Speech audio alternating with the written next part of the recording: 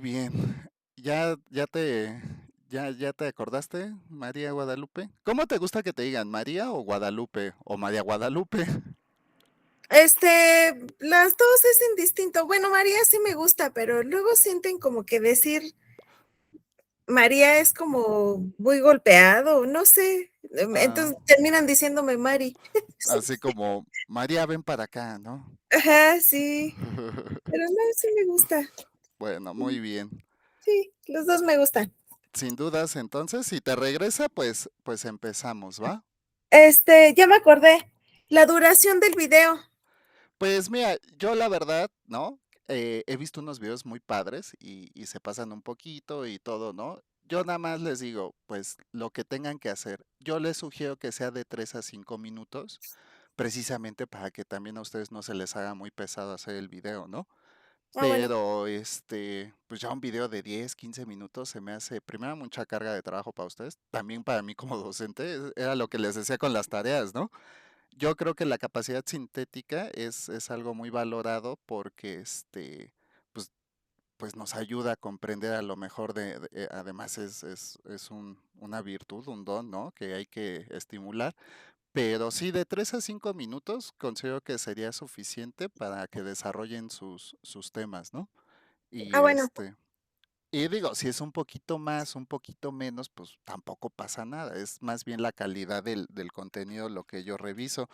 Tengo ¿cómo decirlo? No sé si decir como una petición razonable, porque, ay, no he prendido mi cámara. Porque he visto algunos que le han puesto mucho cariño a sus videos, de verdad estoy muy contento, hasta me sorprendió, dije, wow, ¿no? Está padrísimo. Yo la verdad nunca he pensado como en evaluar la calidad del video, pero la verdad es que en contraposición también me encontré con algunos que estaban muy, no quiero sonar peyorativo o algo, pero muy someros, ¿no? O sea, nada más leían el guión y bueno, pues si ya tiene el guión, ¿no? ¿Por qué leerlo frente a cámara? Incluso como ejercicio práctico se me hace un poco, pues, desperdiciado, ¿no? Eh, no sé, ¿no? Está bien, el guión creo que sí debe ser, ¿no? Una parte muy textual de su actividad y todo, pero tal vez poner algo más de entusiasmo en eso. Les digo, yo la verdad nunca he valorado, porque no es parte del objetivo de esta asignatura, pero sí tal vez de la actividad integradora que le pongan un poquito de ganas, ¿no? Entonces, a los que lo hicieron bien, la verdad estoy muy, muy satisfecho. Y abrí un par de segundas oportunidades, creo que fue en este grupo precisamente, para que pues se revisara la calidad del material. Entiendo, yo no estoy diciendo que hagan la superproducción o algo así, pero sí que le pongan un poco de intención, ¿no? Porque pues es la calidad pues yo digo, acorde al desarrollo formativo que están teniendo ahorita. Sobre todo por la licenciatura, yo sé que van a llevar diseño, web, multimedia y todo esto, donde van a poder afinar tal vez estas competencias y habilidades, pero por el momento, pues sí, como que salir en cámara leyendo el guión, pues prefiero que se haga una presentación y que vayan exponiendo el tema, ¿no? Esa nada más como sugerencia, les digo, no he sancionado eso, de verdad, no, y no lo voy a hacer, pero sí traten de ponerle algo de presentación al material multimedia que están desarrollando, ¿no? Mm, si ¿No tienen otra pregunta, alguna otra cosa? Y si no, ya iniciamos, ¿no? Muy bien. Fíjense que hoy tenemos yo no sé si la siguiente semana tengamos sesión. Si tenemos sesión, pues se me haría algo redundante porque ya revisamos los temas y las actividades. Además, justo se nos cruza el cierre ¿cómo se dice? El cierre de curso, que es el día 22. Tal vez podamos tener una sesión por si alguien tiene dudas en sus calificaciones o algo así, pero, o si alguien tiene algún comentario final reflexivo sobre lo que vimos en curso, pues puedan preparar algún pequeño texto a manera de conclusión y exponerlo aquí para que podamos tal vez discutirlo entre todos. Como les dije desde el principio, esta asignatura no va a ser de memorizar fechas o de aprendernos conceptos, sino que ustedes puedan desarrollar estas habilidades de pensamiento crítico, que vean un poco entiendan sobre todo cómo construimos la realidad a partir, ¿no? De aquellos, eh, ¿cómo decirlo? Elementos que influyen en que nosotros podamos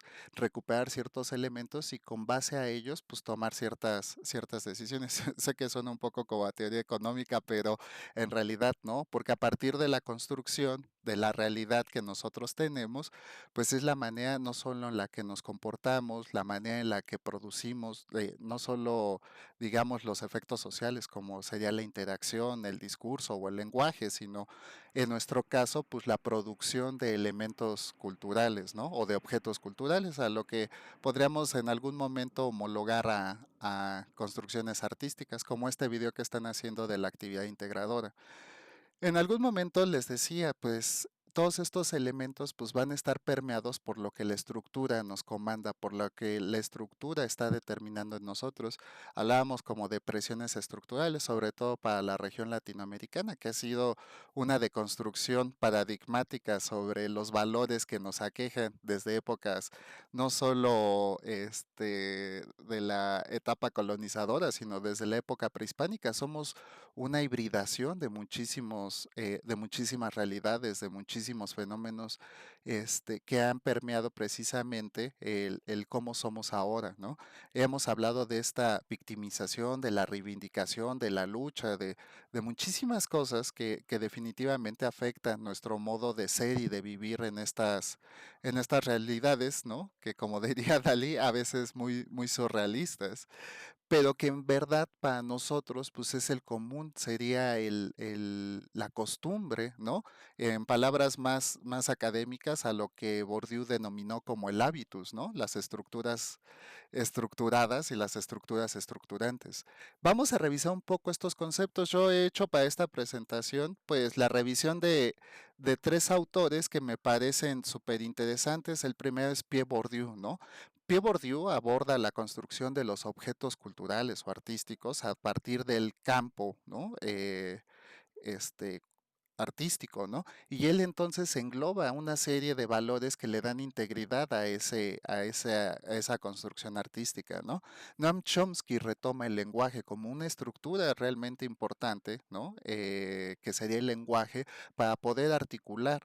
Si bien, ¿no? Nos referimos al efecto de la lingüística como esta oralidad o capacidad simbólica de la escritura y de la verbalidad de nuestro discurso, vemos que muchas veces el lenguaje se permea en los elementos constituyentes de esta estructura, ¿no? En todo caso, pues sea la forma en cómo vestimos, en cómo interactuamos, las poses, y entonces esto ya no se va solamente a lo discursivo, tanto oral o escrito, sino a las maneras en que nosotros nos comportamos en la sociedad. Y finalmente Bauman, que me parece el sociólogo más, pues no sé, hay varios últimamente, ¿no? Sobre todo con esta posmodernidad, pero Bauman me parece que propone un concepto muy importante que es el de la modernidad líquida, ¿no? O el de la sociedad líquida, ¿no? Para ser más precisos. Bauman, ¿no? Ve como estas nuevas consideraciones de cómo está construida la realidad social a través de estos efectos que para él son líquidos, ¿no? Y por decir líquidos, él usa como un eufemismo para decir superfluos o triviales un poco, ¿no? Pero que él recuperando esta trivialidad, pues logra reconfigurar la identidad del ser humano y cómo éste afecta, ¿no? A la estructura y cómo la estructura lo afecta, lo que les he insistido mucho, el estructural funcionalismo, ¿no? La relación entre estructura, sujeto e individuo, ¿no? Entonces, esto va a ser, ¿no? Un poquito la sesión de hoy, a manera tal vez como de ir concluyendo el tema latinoamericano y de ver cuáles son las consecuencias. Si bien ya hicimos la revisión, ¿no? De los periodos sociohistóricos a los cuales, ¿no? Movimientos, paradigmas, construcción de teorías y de prácticas sociales, pues ahora tendríamos que ir como a la parte más subjetiva del sujeto, ¿no? Y para ello, pues he propuesto estos autores. No son los únicos, pero la verdad es que ahondar a lo mejor en uno de ellos requeriría no solo un semestre, sino una vida, porque son literaturas un tanto complejas, pero voy a tratar en medida de lo posible de que sean bastante, este, ¿cómo decirlo? fáciles de comprender, ¿no? Yo sé que de repente es complicado, incluso como para la psicología, entender cómo está construido el inconsciente, ¿no? Cuáles son esas condiciones que nosotros no podemos hacer de manera consciente que nos llevan a actuar de ciertas formas, ¿no? Entonces, esto es como la respiración, ¿no? Queridas y queridos estudiantes, ¿no? Nosotros sabemos que respiramos, pero realmente nunca somos conscientes de, ay, estoy inhalando, estoy exhalando, ¿no? Justamente así se comporta un poco la subjetividad, ¿no? Nosotros realmente nunca somos conscientes de qué es aquello que nos comanda a tomar ciertas decisiones o a cometer ciertas acciones, ¿no? Justamente es aquí donde nosotros, a través de la interpretación de la realidad, pues podemos hacer conscientes muchísimos de los efectos que nos llevan a comportarnos de cierta manera, ¿no? El primero, ¿no? En esta situación es Bourdieu, ¿no? Y Bourdieu hace una clara distinción sobre cuáles son los componentes que nosotros tenemos al interactuar con la sociedad. Él lo divide en diferentes capitales, retomando lo de la teoría marxista, ¿no? El capital no es, para Marx, no es traer dinero, no es poder comprar un coche, una casa, ¿no? El capital es poder tener la capacidad financiera de apropiarse de los medios de producción, ¿no? Justamente Bourdieu lo ve y lo interpreta de esta manera, y él menciona al menos tres capitales que me parecen importantes: el capital social, el capital cultural y el capital, ay, se me fue el tercero. Ahorita que me acuerde les digo, ¿no? Pero justamente en el capital social y en el capital cultural nosotros encontramos la primera, digamos, la primera gran importancia del constructo social para nosotros como sujetos, ¿no? ¿Qué es nuestra posición en el estadio social, ¿no? ¿Qué posición ocupamos nosotros? El capital cultural lo vamos a conseguir a través de nuestros saberes y conocimientos, y el cultural a través, ¿no? Perdón, el capital cultural a través de nuestros saberes y conocimientos y de las apropiaciones que tengamos de esos valores.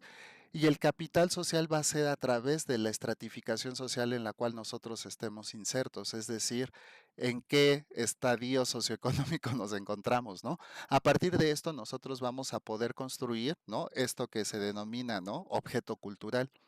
Un objeto cultural, ¿no? Es un objeto que por sí mismo no se precia por el valor, ¿no? Intrínseco a su elaboración, sino por una serie de valores añadidos que no se representan de manera tangible. Es decir, estos objetos pueden ser objetos de prestigio, de deseo para los demás, y esto ya es donde se atribuye una carga simbólica para estos, ¿no? También, ¿no? Estos valores, ¿no? Se pueden dar o tejer a través de ciertos contextos sociohistóricos, es decir, pueden ser objetos de deseo, ¿no? Tangible y simbólico de manera inmediata, como lo podría ser, por ejemplo, un lindo vestido de seda o un traje de lino o cosas así, ¿no? Que por su valor de producción y sobre todo tal vez por la marca, pues se convierte en un objeto de deseo, ¿no? Pero también podría ser por algún tipo de objeto, ¿no? Que está construido a través del tiempo como algo poco alcanzable, como lo podría ser tal vez una reliquia, ¿no? Y hablamos, por ejemplo, de las reliquias familiares o este tipo de cosas que se van heredando de generación en generación, ¿no? Entonces, este es el valor, ¿no? Del contexto histórico al cual, ¿no? Se le puede atribuir valor a un objeto cultural, ¿no? Y finalmente, estos objetos culturales, ¿no? Después de, de estas dos configuraciones, tendrán una tercera, ¿no? Que representan relaciones de poder y estructuras sociales. Ustedes lo han visto, por ejemplo, en alguna comunidad, seguramente hay alguna fiesta o alguna celebración, ¿no? En la cual, por ejemplo, yo lo he visto en las iglesias, a una familia se le concede tal vez el rosario de la iglesia y lo traen un año, ¿no? Y cada fin de semana o algún objeto, alguna reliquia, ¿no? La llevan a la iglesia. No es que la familia de repente ostente, ¿no? La apropiación de ese objeto, pero sin embargo este funciona como un elemento simbólico, ¿no? De ritualización para el poder. Es decir, la iglesia le transfiere un poco de poder, ¿no? A esta familia que va a conservar o a preservar este objeto de deseo para los demás, ¿no? Y entonces a través de una ritualidad de reconocimiento de prestigio porque esta familia apoyó mucho o porque ha hecho alguna labor de apoyo, de aporte para la comunidad, pues se le reconoce a través de estos efectos simbólicos, ¿no? Hay varios antropólogos que representan estos objetos, por ejemplo, a través del bastón, ¿no? Que para las comisiones de sabios, ¿no? Entonces, todo aquel que tenga el bastón, pues puede tener la palabra o cosas así. Hay otro tipo de elementos como el kula, ¿no? En donde ciertas tribus tejían un objeto totémico, pues para otorgar o consolidar ciertas convenciones de relaciones de poder entre otras tribus, ¿no? Entonces, esto lo vamos a poder ver, ¿no? En la construcción de estos objetos culturales. El asunto con estos objetos culturales es que de manera casi general, ¿no? Es, por decirlo, casi siempre, ¿no? Obedecen a un constructo que socialmente otorga o consolida algún tipo de poder, ¿no? O de influencia sobre los demás. Es decir, estos objetos, ¿no? Le dan cierta posición por encima de lo que sería la estructura habitual, ¿no? Entonces, justamente Bourdieu, ¿no? Aborda todo este tipo de lo que es la producción cultural, ¿no? Para Bourdieu, ¿no? Él es un sociólogo, termina siendo, me parece, más antropólogo que sociólogo, ¿no? Realmente, en un chismecito, Foucault siempre esperó, ¿no? A tener una plaza en París, pero no pudo porque al que tenía que al que tenía que suceder era Bourdieu, ¿no? Entonces siempre fue una continua aversión académica entre ellos dos, ¿no? Pero sí, en realidad, ¿no? En realidad, lo que propone Bourdieu, ¿no? Es que el valor del arte, ¿no? No está intrínseco a la producción del valor de ese objeto, es decir, no porque yo como artesano voy a hacer un anillo, por ejemplo, de diamantes o un iPhone de oro de 24 quilates o algo así, pues ese teléfono va a valer eso, ¿no? Porque va a estar, ¿no? En este campo artístico delimitado, ¿no? Al proceso de validación social que tenga este objeto, es decir, que tanto reconocimiento tenga. Y recuerden que hace poco hubo un movimiento, y digo hace poco, hace unos 2 o 3 años, no sé, tal vez más, tal vez menos, ¿no? Sobre esto de los NFTs, ¿no? Que eran como pictogramas digitales de los cuales tú te podías poseer uno, ¿no? ¿Y cuál fue el boom de esto? Pues que todo el mundo decía, oh sí, es que valen mucho y todo, y se fueron a las nubes y se comercializaban en cientos de miles de dólares y bla, bla, bla, y que no sé qué. Y de repente cuando la sociedad empezó a hacer una crítica a este tipo de consumo, ¿no? De decir, bueno, pues es que en realidad es, tómale una foto, es una imagen cualquiera. No, es que tú tienes los derechos digitales para siempre y que no sé qué, y puedes comerciar. Pero pues de repente la gente se dio cuenta que esto no ofrecía como un valor de consumo real, que la construcción simbólica que se había hecho de ese objeto pues era mentira, ¿no? No tenía valor más allá de lo que se había hecho en lo que finanzas se llama como una burbuja, ¿no? Financiera. Entonces perdió todo el valor y realmente a la fecha pues es muy difícil escuchar siquiera que se sigan haciendo trading con ese tipo de valores y es justamente a lo que se refiere Bourdieu, ¿no? El valor, ¿no? Del arte no va a estar delimitado únicamente por su valor o por su capacidad de construcción, sino por todo el valor que le dé la sociedad a ese elemento, ¿no? Justamente aquí es donde Bourdieu, o podemos retomar de Bourdieu este concepto del hábitus, ¿no? Para Bourdieu el hábitus, ¿no?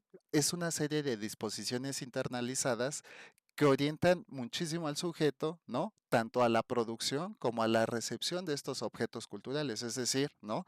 Nosotros a través de lo que la estructura nos ha subsumido en el consciente o en el inconsciente, ¿no? Dependiendo en qué fase de la acción estemos hablando, ¿no?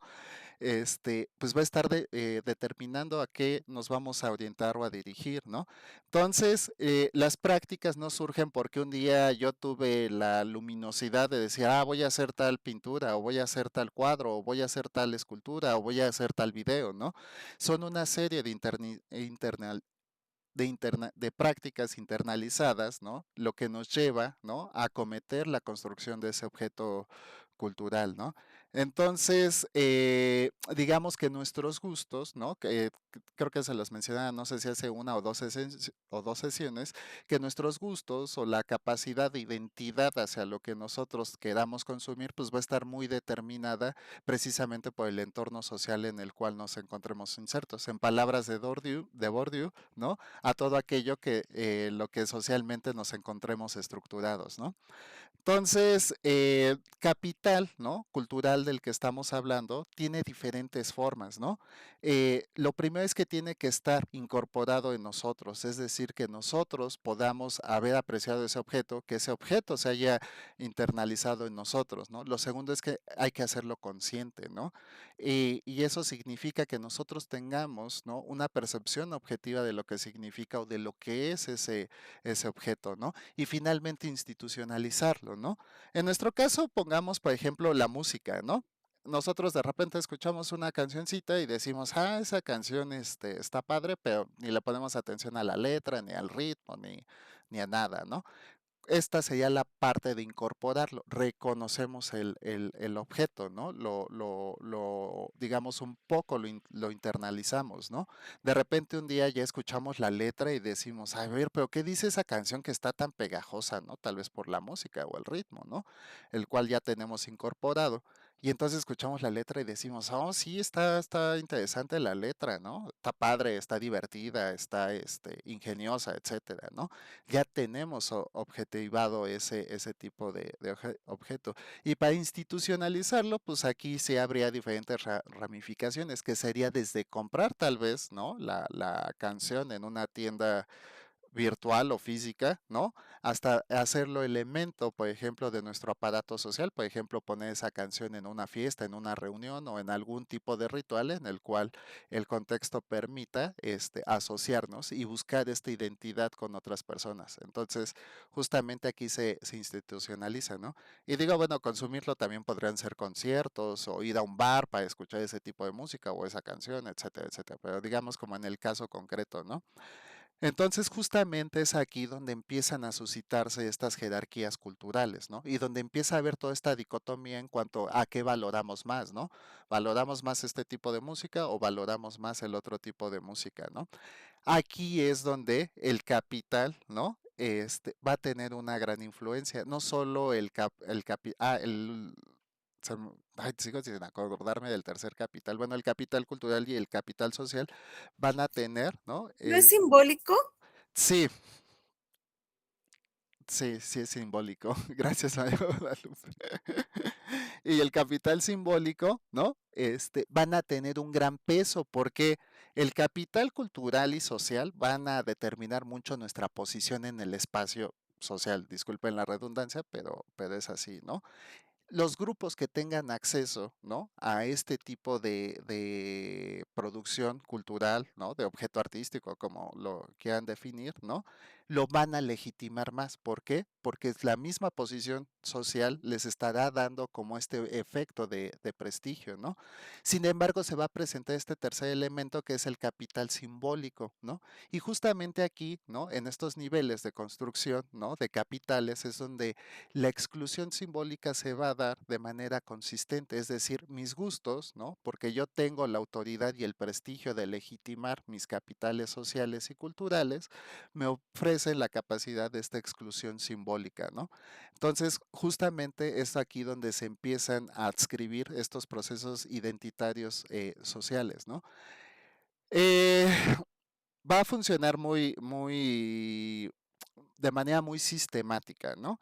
Y justamente parte de lo que les he dicho de la identidad, ¿no? En la identidad social y cómo es esta integración. Sin embargo, ¿no? En estas relaciones de exclusión simbólica, lo primero que va a decir Bourdieu es que justamente en esta producción, ¿no? De objetos artísticos o culturales, lo que estamos viendo son relaciones de poder, ¿no?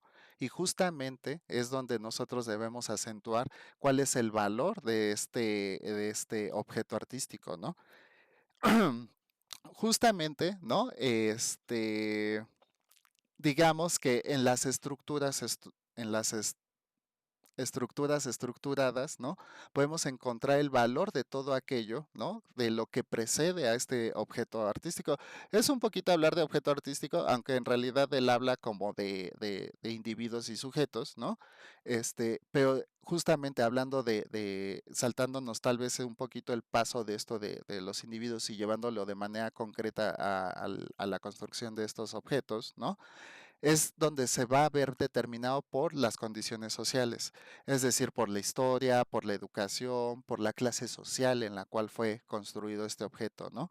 Y finalmente las estructurantes, ¿no?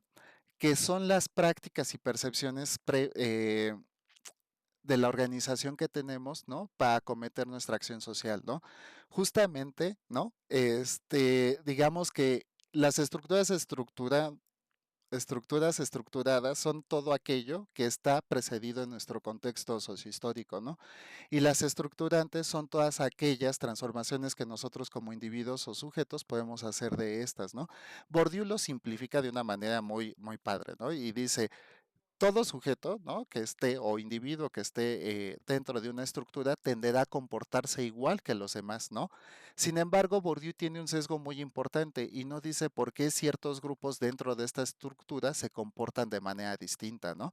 Entonces, a lo mejor yo de repente, ¿no? Escucho mucho Bad Bunny ay, Peso Pluma y estas cosas, ¿no? O sea, y está súper bien, pero ¿qué creen? Que en mi familia pues escuchan puro rock de los ochentas y metal y todo eso, ¿no? Y me ven como la oveja negra, ¿no? El hábitus no alcanza a dimensionar tanto por qué de repente un individuo se sale de estas estructuras y tiene ciertos, digamos, hábitos de consumo diferentes, ¿no? Creo que lo propone, ¿no? Es muy complicado, ¿no? Tener, ¿no? Esta, digamos, como estabilidad en las dinámicas sociales. Y esto resultaría como que esta apropiación de los gustos, de la construcción de estas subjetividades de manera homologada entre pares, pues realmente no podría ser constante en el tiempo, ¿no? ¿Por qué? Porque justamente las condiciones históricas, ¿no? Simbólicas y materiales se cambian en el tiempo. Es decir, como les he dicho desde un principio, todo lo que implica una relación social es dinámica y mutable en el tiempo, ¿no? Dinámica porque va adquiriendo nuevos valores y nuevos efectos, y mutable porque definitivamente puede propiciar cambios, ¿no? Lo que sí rescata Bourdieu, ¿no? Es que en este tiempo y en consecuencia de esto, ¿no? Puede haber nuevas formas de acción, ¿no? Ay, ¿qué creen que no silencié las notificaciones y va a salir mi WhatsApp en el video? Este, bueno, esto, ¿no? Es como una teoría, una breve teoría de la agencia de Bourdieu, ¿no? Nosotros bajo ciertas estructuras, que serían las estructuras estructuradas, obedecemos a un contexto sociohistórico y estamos limitados por él, ¿no? Pero en las estructurantes o las estructuras estructurantes, nosotros tenemos esta capacidad de acción, ¿no? De acción individual como sujetos y justamente desencadenarían en la acción colectiva, ¿no? Para Bourdieu, ¿no? Es que ya lo había mencionado, pero lo voy a retomar un poco, ¿no? Para Bourdieu, la construcción de un objeto cultural no está basada únicamente, ¿no? En la construcción simbólica del individuo, es una serie de efectos, ¿no? De las estructuras o de lo que podríamos denominar sociedad, ¿no? Lo que determinan este tipo de construcción de objeto. Y es a lo que él llamó campo artístico, ¿no? Lo segundo para Bourdieu es súper importante, va a ser el canal de difusión de este objeto, es decir, a través de donde lo queremos transmitir, ¿no? Yo les hacía estos ejemplos, si se acuerdan, ¿no? Que les decía, bueno, nosotros vamos a construir un objeto y con lo de la foto turística, ¿no? Les decía, bueno, nosotros hacemos este tipo de tomas porque vemos el edificio bonito, porque podemos salir en él, etcétera, etcétera, ¿no? Va a depender mucho de la construcción social que tengamos. Luego decidimos por dónde lo vamos a cambiar, lo vamos a compartir con la familia, lo vamos a compartir con los compañeros tal vez del trabajo, con los compañeros de la escuela, etcétera, etcétera. Y luego dónde lo vamos a publicar en el Facebook con las tías, en el Instagram con los amigos, en WhatsApp con los compañeros. todo este tipo de cosas, ¿no? Es a lo que Bourdieu denomina, ¿no? El campo artístico. Finalmente, ¿dónde vamos a buscar la legitimación, ¿no? Porque a lo mejor pues lo compartimos con la familia, pero nada más para que se enteren o presumirles que nosotros sí salimos de viaje, ¿no? Pero a lo mejor lo podemos construir, objetivar o buscar legitimación con nuestras amistades, ¿no? Decir, oye, ¿qué tal me veo en esta foto? Salió bonita o algo, ¿no? No sé, sería como revisar, ¿no? Los canales de difusión, pero para Bourdieu funciona así el campo artístico. Nunca es como una consideración de autodeterminación del artista para la construcción de estos objetos, sino una serie de valores que presionan al individuo a producir, ¿no? A difundir y a legitimar este objeto, como les decía, a institucionalizarlo, ¿no? El siguiente autor que tenemos, ¿no? Es Chomsky, ¿no? Eh, Él justamente, ¿no? Retoma esto de relaciones de poder, pero a través del uso o instrumentación del lenguaje, ¿no? Entonces, el arte para él, digamos, tratando de aludirlo, ¿no? Para él sería una forma de reproducción, ¿no? De las fuerzas de poder en el entorno social. Él retoma este concepto de estructuras de dominación, ¿no? Eh, Chomsky se centra mucho en la capacidad, en el poder que tiene el lenguaje, sobre todo para la construcción social, ¿no? Él de hecho menciona, ¿no? Que, por ejemplo, la influencia que tienen, ¿no? Los medios de comunicación y los dispositivos, digamos, masificados para la difusión de la cultura o para la manipulación de la cultura, yo diría, lo transforma en un discurso político y es el ejercicio de poder, ¿no? Entonces, para Chomsky, realmente el lenguaje de la construcción de un objeto artístico puede mostrar, ¿no? Como relaciones diametrales de poder, ¿no? En el cual, ¿no? Está determinado mucho el origen, ¿no? De, ¿cómo decirlo?, de su producción y circulación y sobre todo cómo podría afectar al público objetivo, ¿no? Entonces, para él la construcción artística o la construcción de un objeto de cultural, ¿no? Lo que permite es la legitimación del poder, ¿no? Esto puede tener dos sentidos, porque lo primero podría ser tomado desde las estructuras de poder, ¿no? Lo cual ayudaría a sostener esta capacidad de dominación sobre el público objetivo, pero también dice Chomsky, hay otra realidad en la cual este objeto cultural o artístico se puede presentar como una resistencia, ¿no? Una anacronía o una anarquía precisamente a estas estructuras de poder y él lo toma como parte de este objeto cultural como una herramienta, ¿no? De contraposición al discurso hegemónico, ¿no? Entonces, Chomsky, ¿no? Nos dice que el sujeto no es pasivo ante la construcción, ¿no? Del discurso de poder que se pueda presentar. De hecho, lo que él dice es que el receptor o la audiencia, ¿no? Tiene capacidades mentales que le permiten deconstruir la realidad y tomar de esta deconstrucción los efectos posibles a cambiar, ¿no? La realidad no se construye de manera directa, ¿no? Sino es modificada, configurada e interpretada a través de estructuras cognitivas y lingüísticas, ¿no? Que le permiten al individuo transformar su entorno, ¿no? Para ello, ¿no? Dice Chomsky que es importante, ¿no? Reconocer la forma, ¿no? De esto a lo que nosotros nombramos y organizamos como realidad social, ¿no? Y esto nos va a dar la capacidad de comprensión para transformarla, ¿no? Entonces, la crítica va un poco, ¿no? Como a estas relaciones de poder diametrales, ¿no? Entre lo que serían las élites y, no quisiera decir el pópulo, sino como la población en general, ¿no? Pero es a través del discurso, ¿no? En donde nosotros podemos encontrar estos elementos de resistencia o como estas herramientas de resistencia ante las influencias políticas, ¿no? Entonces, lo primero es que Chomsky nos dice que, ¿qué? Que los medios de comunicación, ¿no? Funcionan como aparatos ideológicos para la posición de poder que los tenga apropiados. Me recuerda mucho el discurso de Hannah Arendt, ¿no? Sobre la violencia, en donde ella decía que al Estado pues le conviene mantener ciertos niveles de violencia para que la gente pues a través de estos temores pues esté más dominada o manipulada para sostenerse en el poder, ¿no? Trata, ¿no? Los medios de comunicación, ¿no? Como herramientas de poder, pues lo que tratan es de construir narrativas, ¿no? Que controlen o moderen la opinión pública, ¿no? Entonces, lo más triste de esto es que a través de esta, digamos, de este proceso, ¿no? De construcción del discurso, ¿no? Se generan realidades aceptables, ¿no? Que podrían dar legitimidad al orden social. Y yo me acuerdo mucho, ustedes tal vez ya son mucho más jovencitas que yo, pero decían, ¿no? Cuando fue la primera transición de Fox, y justo ahí nace como esto, ¿no? Es que con el PRI estábamos mejor, ¿no? Es que robaban, pero no robaban tanto, ¿no? Y es que al menos con el PRI nos ponían, nos pintaban la casa, ¿no? Nos arreglaban la calle, ¿no? No sé, ¿no? Insisto, ¿no? Todo, en cada administración pública, pues hay como este tipo de discurso. Yo digo el del PRI porque es el como el que más suena, ¿no? O antes robaban, pero no robaban tanto, no, no sé, es como esto, ¿no? Decían, robaban y dejaban algo, ¿no? O sea, también para que otros Robaran. agarraran.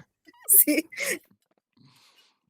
Exacto, ven cómo funciona esto de las realidades aceptables. Ay, perdón. Justamente es para legitimar el orden social. Ay, denme un segundo.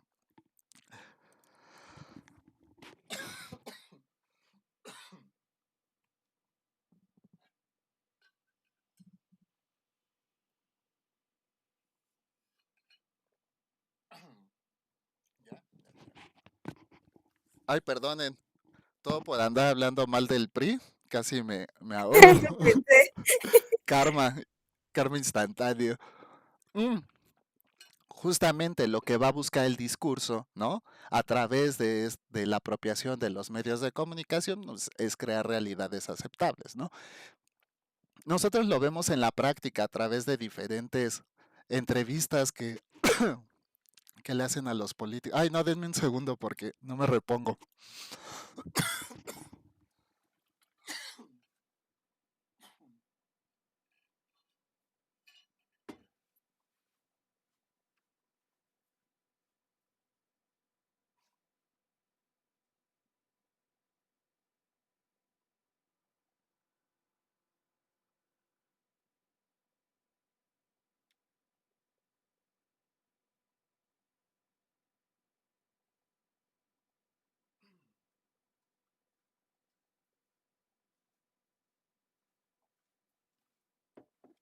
Ay, creo que ya. No, su profe, espero que hoy no muera, ¿no? Pero es que me tomé un tecito de cúrcuma con canela y jengibre y creo que lejos de aliviar la garganta la reseca más. Entonces, es algo que estoy empezando desde la semana pasada, pero bueno, una disculpa de verdad. Son testigas de que estaba aquí sobreviviendo a mis propias palabras, ¿no? Ay, Entonces, no le voy a irritar mucho el estómago, profe. ¿a poco sí? No, Sí, de a poquitos, no le voy a dar colitis. no, pues es un termote y mira, entonces yo creo que Bueno, no demasiada canela, no demasiado jengibre. ya vienen hechas las bolsitas, tampoco crees Ah, bueno, que es ya algo, son de ya hechas. no, sí, ya no me da tiempo de hacer eso, ¿no? Pero muchas gracias por el consejo, ¿no? Entonces, justamente, él va a construir a partir de todo este procedimiento, ¿no? Del uso del lenguaje como instrumento de poder, ¿no? La manufactura del consentimiento, ¿no?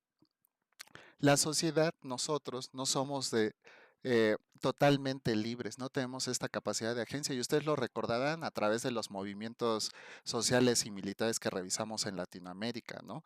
Aunque la gente quería el cambio, no era proclive a obtener ese cambio que se buscaba, ¿no? Fue una serie de precedentes históricos, pues los que propiciaron ciertos cambios a la larga, ¿no? Justamente es donde la capacidad de los individuos va a estar mediado por las estructuras de poder en las cuales se encuentren insertos, ¿no? Entonces, justamente este condicionamiento social, ¿no? Él trata de romperlo, ¿no? De decir, bueno, sí, esto funciona así, ¿no? Esta manufactura del consentimiento va a estar determinada, ¿no? Por las estructuras de poder y todo, ¿no? Sin embargo, él dice que se puede romper a través, ¿no? De una crítica inherente a todo este tipo ¿cómo les dije? De estructuras de poder, ¿no? Entonces, la deconstrucción, ¿no? El apropiamiento del lenguaje, recuerdan que les decía, ¿no? Para Chomsky es importante nombrar a todo aquello que permea la estructura social, ¿no? Entonces, a través de la deconstrucción de este lenguaje, nosotros podríamos cuestionar y resistir las narrativas dominantes, ¿no? Y justamente fue lo que empezó a suscitarse con los medios de comunicación masiva, como los noticieros de Televisa y TV Azteca, ¿no? ¿Qué pasaba? De repente la gente dijo, no, pues es que ya no les creo mucho y todo, ¿no? En la actualidad, pues hay gente que sigue viendo esas cosas y está bien, por supuesto, ¿no? Pero nosotros ya no nos tomamos como muy en serio, ¿no? Este tipo de discursos como elementos legítimos para considerarlos parte de nuestra capacidad de agencia, ¿no? Entonces, digamos que Chomsky, ¿no? Toma tres valores por los cuales, ¿no? Nosotros como individuos y sujetos vamos a estar condicionados, ¿no? El lenguaje, los medios de comunicación y el poder en curso, ¿no? Pero podemos conservar nuestra capacidad crítica y transformadora a través de cómo usemos este instrumento de aparato crítico para transformar las estructuras, ¿no?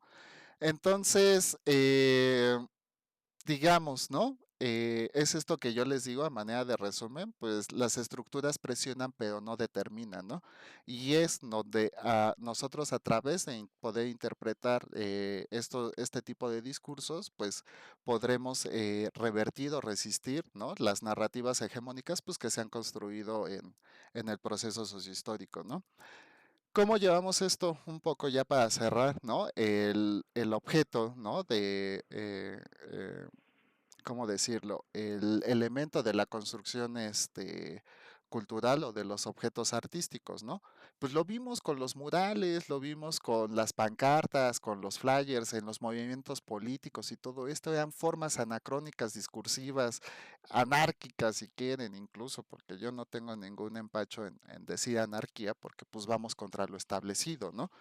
Vea justamente estas producciones artísticas, digamos, en las luchas sociales, ¿no? Que permitían contradecir lo que se había dictaminado como políticamente, no correcto, no sé cómo decirlo, como políticamente aceptable en esas épocas, ¿no?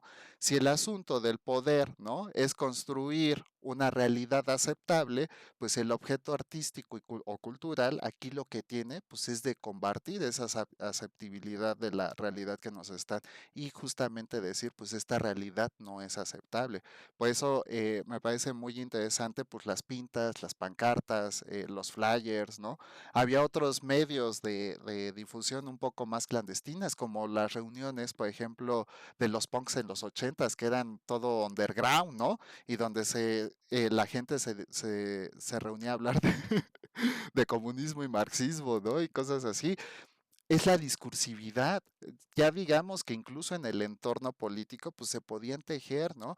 A través de la lírica o a través de la música, pues ciertos elementos, ¿no? De discursividad que rompían la represión de este discurso. Entonces, para Chomsky, pues el objeto artístico va a ser un instrumento que va si bien no a equilibrar tal vez las fuerzas en algún momento, pues sí puede procurar, ¿no? La supervivencia y la resistencia de estos movimientos ¿cómo diría? Contradiscursivos. Bueno, digamos anacrónicos a lo que pretende el poder en ese momento, ¿no? Y vamos con Bauman. ¿Alguien ha leído La sociedad modernidad líquida de Bauman? No, leí uno que se llama La vigilancia líquida. La vigilancia. Pues es que ya Ajá, tiene hasta el es una amor líquido. entrevista, sí, es una entrevista con un diálogo más bien, Ajá. con otro filósofo, no me acuerdo quién. Pero no, nada más es él y el entrevistador. Este, pero sí, la vigilancia líquida. ¿Y qué dice la vigilancia? ¿Qué es la vigilancia líquida? Yo la verdad no conocía ese concepto. La verdad es que yo ya tiene bastante tiempo que le perdí la pista a Bauman. Yo lo usé en mi tesis, creo que en un proyecto de tesis que tenía, ¿no? Junto con Zenet, a mí me parecían, hijo, Zenet para mí es mi ídolo hablando de relaciones de trabajo, ¿no? Pero Bauman lo tomé un poco con lo de modernidad líquida. Y pero ya sí tiene tiempo que lo leí, ¿no? Que perdóname, ¿qué decía lo de vigilancia? ¿Qué es la vigilancia? Pues habla de, bueno, hace como un recuento de Foucault y lo del panóptico. Ah, Y habla sobre este fenómeno de la digitalización de la vigilancia, porque dice que ahora eh, el hecho de que no esté la persona presente al ejercer un acto de violencia, porque todo es a través de algoritmos, todo es a través de un botón, etcétera, entonces se diluye la presencia del otro y eso hace que la gente no sienta responsabilidad por lo que está haciendo, ¿no? O sea, como tú piensas que es una base de datos y es una data y solo lo que estás haciendo es un análisis de datos, entonces no importa qué está ocurriendo con ese algoritmo que estás programando, ¿no? Y entonces lanzan un cohete y pues no le ves el rostro a nadie, no era como cuando tenías que disparar viendo a los ojos al oponente, ¿no? ujú. Y habla mucho sobre los campos de refugiados en Gaza, en Medio Oriente, de gente que nace, crece, vive, muere en los campos de refugiados, ¿no? Que nunca salen de ahí y cómo esos cuerpos no importan, ¿no? Cómo esos cuerpos están todo el tiempo como en un limbo, no son de ninguna parte, no, pues sí, no están en ningún lado, con todo un desarraigo. em, y, y pues ya creo que es de lo que más me acuerdo del libro. Fíjate que está súper bien, ¿no? Creo que Bauman ha cometido un pecado muy ligero. No, yo no soy quien para criticar a Bauman ni a Foucault ni a nadie, ¿no? O sea, yo nada más, digamos, como mi opinión Sí, critíquelo. académica, ¿no? Específica. Pero Bauman, digamos que el mérito de Bauman también es su castigo, ¿no? Él ve, ¿no? En esta, digamos, sociedad posmoderna, ¿no? Que es a lo que él llama, ¿no? Como una enajenación, ¿no? Y esta enajenación, ¿no? Marx definía la enajenación, por ejemplo, en el trabajo como la pérdida de la humanidad, ¿no? Por las actividades repetitivas o sistemáticas que uno realizaba, ¿no? Bauman tiene un acierto y entiende que la sociedad ahora tiene un, un constructo base, que es la inmediatez, ¿no? La inmediatez, por ejemplo, del consumo. Y él como que traslapa las consecuencias de esta inmediatez de consumo a todo lo demás, ¿no? A las construcciones de interacción social, por ejemplo, esto que tú mecanizas sobre la percepción de la guerra, ¿no? Antes incluso, ¿no? Para sofisticar un poco se hablaba de la economía de la guerra, ¿no? Y se restaba como un poco la humanidad, ¿no?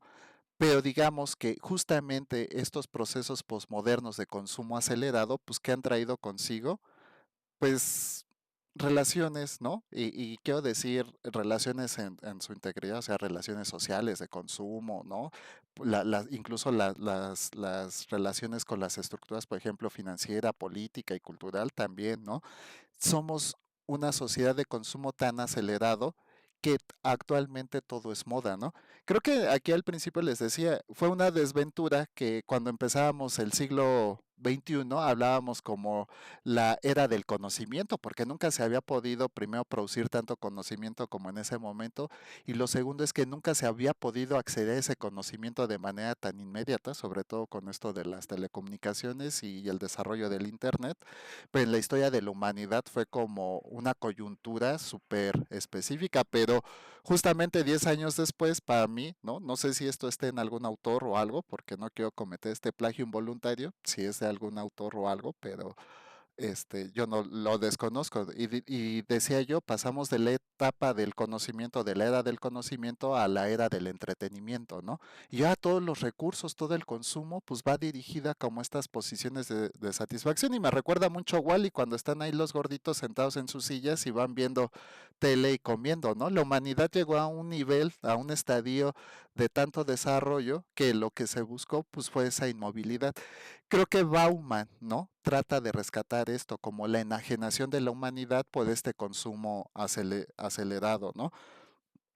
¿Hacia qué se dirige la producción de estos objetos culturales, ¿no?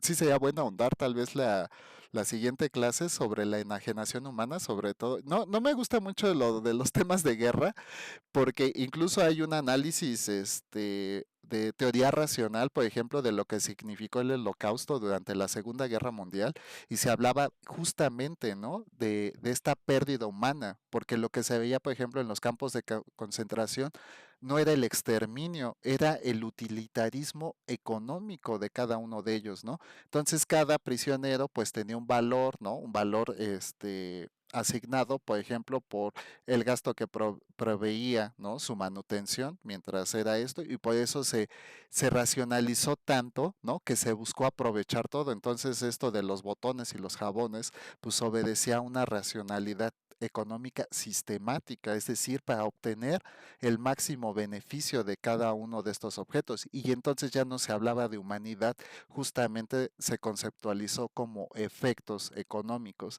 Entonces, todo este tipo de cosas siento que Bauman lo recupera, ¿no? En esta situación. Entonces, la guerra ya no se da, como dice María Guadalupe, en el campo de batalla, de un ejército contra otro, ¿no? Ya era, ¿no? Como la pérdida de la humanidad. Yo presiono un botón y puedo exterminar un área completa, ¿no?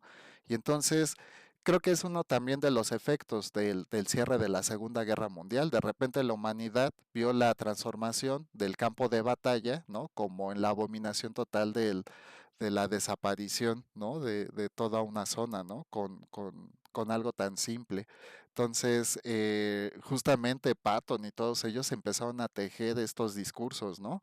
Creo que eso de que el mazo más grande, ¿no? Que menciona Iron Man en la primera película, creo que es de Patton, no tengo la referencia, pero vamos a buscarle en algún momento, ¿no? Y creo que eso era lo que decían que les daba poder, ¿no? Bueno, Bauman retoma esto, ¿no? Y justamente este proceso posmoderno de consumo acelerado lo que trae, ¿no? Es una cultura cada vez más efímera y más susceptible, ¿no? A todo esto, a lo que denominaríamos modas, ¿no? Entonces, lo que hoy está en el pináculo del interés social, pues se vuelve moda y se vuelve un objeto deseable de consumo, ¿no? Eh, Justamente la fragmentación de la identidad en cuanto a la apropiación de estos nuevos recursos sistemáticos, ¿no?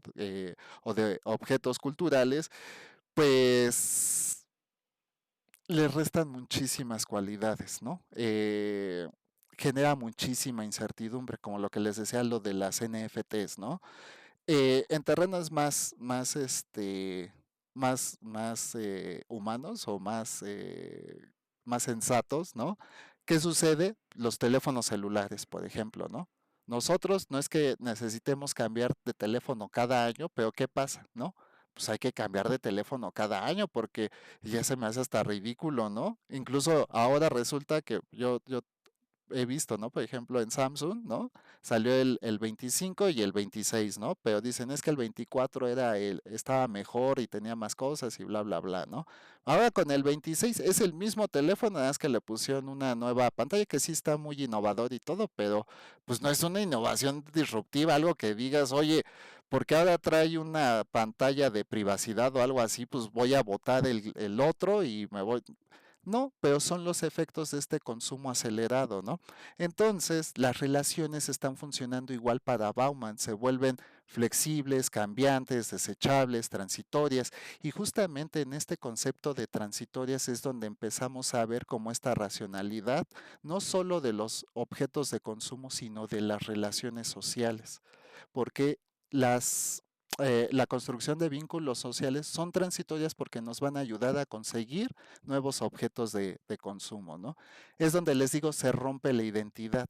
Yo ya no me adscribo a un grupo, a una sociedad, a un intercambio simbólico en una relación vinculativa por aquello en lo que pueda construir, sino por aquello que me ofrece, ¿no? Entonces, hay muchas controversias. Yo estoy tratando de conceptualizarlo, por ejemplo, en el ejercicio de roles que tenemos en la actualidad, tanto hombres como mujeres, ¿no? Nosotros siempre hemos tenido presiones estructurales, pues que han como dictaminado nuestra posición social, ¿no?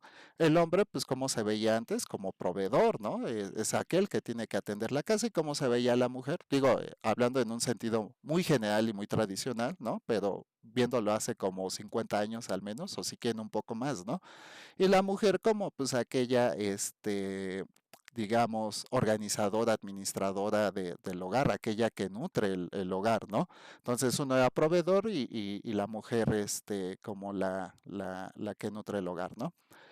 Empieza a haber un cambio de paradigma. Yo les decía, después de la crisis petrolera de los 70 hubo una transformación, primero porque el sistema financiero cambió y esto obligó muchísimo a la gente, por ejemplo a las mujeres, a que empezaran a buscar, ¿no? Cómo solventar ciertos gastos. Esto se consolida a partir de los 80, ¿no? Con la integración de las mujeres. Justamente en estos tiempos se abren como muchas áreas de trabajo para la mujer, como el de secretaria, me acuerdo mucho esto de secretaria bilingüe, que no sé por qué era bilingüe, pero, o taquimecanógrafa, ¿no? O empezó a ver esto de cultura de belleza, ¿no? Diseño de modas o cosas así, ¿no? Justamente se buscaba como esta apropiación o esta integración de la mujer al mercado de trabajo a través de estas pequeñas profesiones, porque la crisis económica vino a cambiar muchísimo las relaciones. ¿Qué pasó con los hombres, por ejemplo, ¿no? Los hombres eran proveedores, ¿no? Y perdónenme tal vez un poco el chiste de mal gusto, ¿no? Pero antes se decía, oye, es que mi abuelo, ¿no?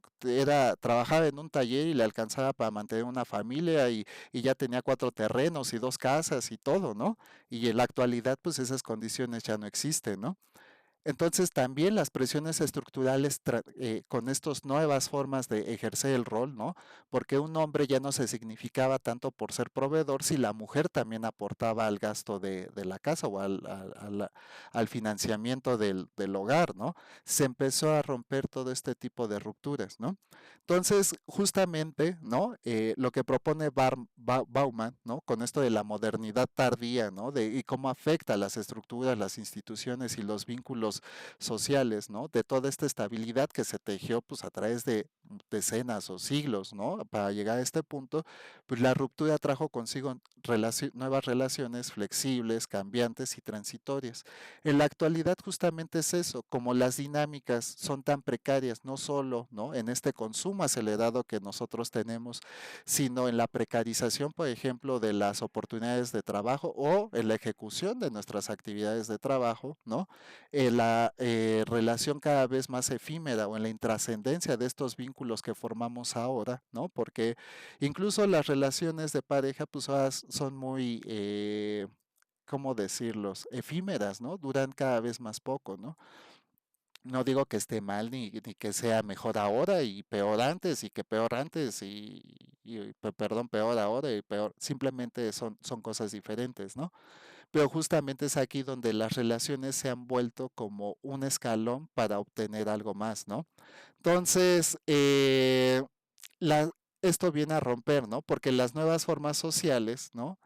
Ya no están tan estructuradas, no tienen el tiempo suficiente para construirse a bien desde la base, ¿no? Entonces, son como varias cosas, ¿no? Las consecuencias de esto es la primera es la fractura de las instituciones o la fragilidad de las instituciones, ¿no? Y me refiero a la familia, ¿no? Al trabajo y al Estado. El Estado ya no es capaz de proveer un estado de bienestar para las familias. ¿Y esto qué sucede? ¿No? Pues hay cada vez familias más rotas, ¿no?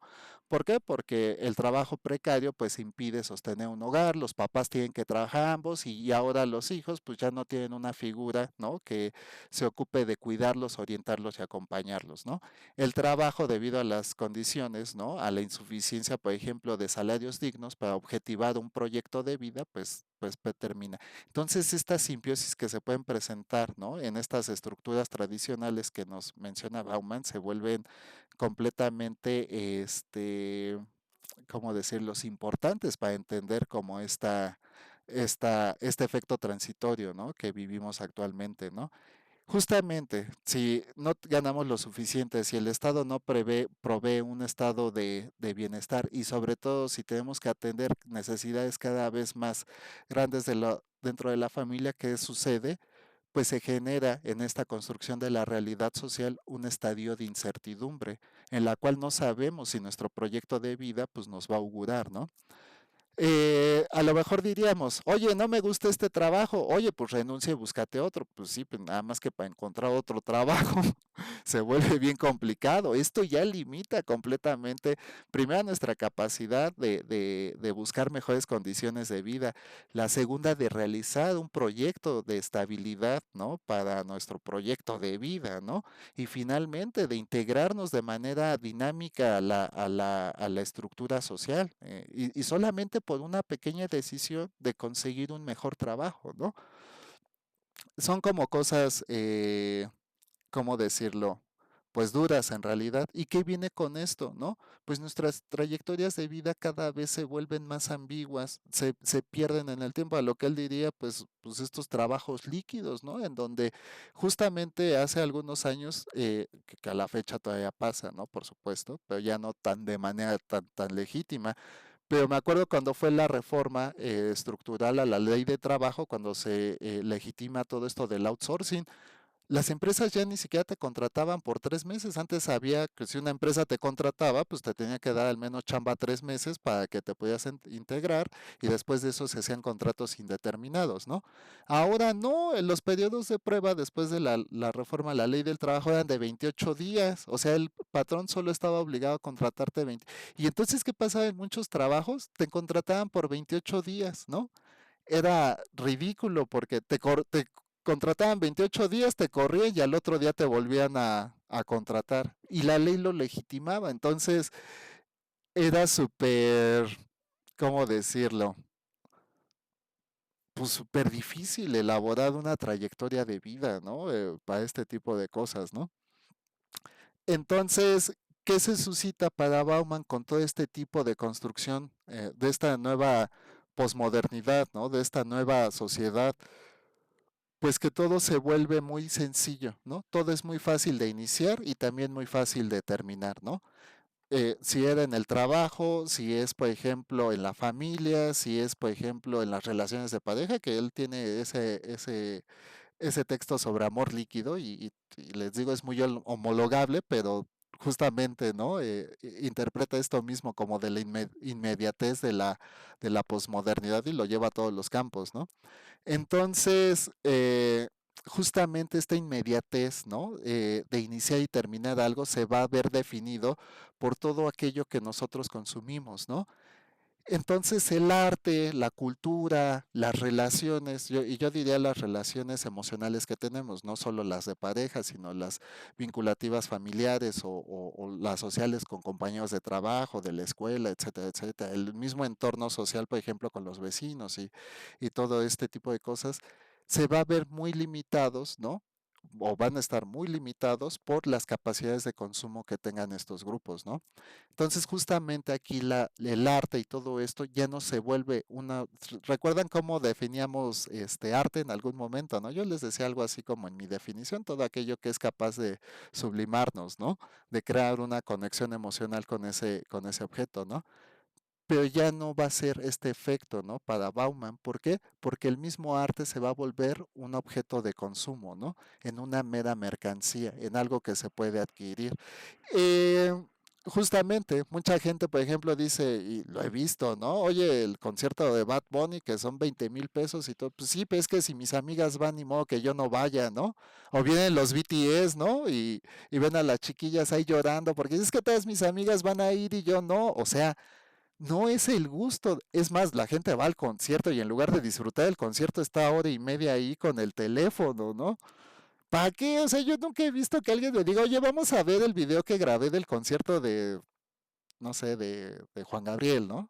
pues no, eso no pasa en la vida real, o sea, es una transgresión a la propia construcción de de nuestros gustos, ¿no? Es una transgresión a nuestra propia subjetividad de lo que nosotros, con lo que nosotros queremos identificarnos. Y esto lo rescata muy bien Bauman, ¿no?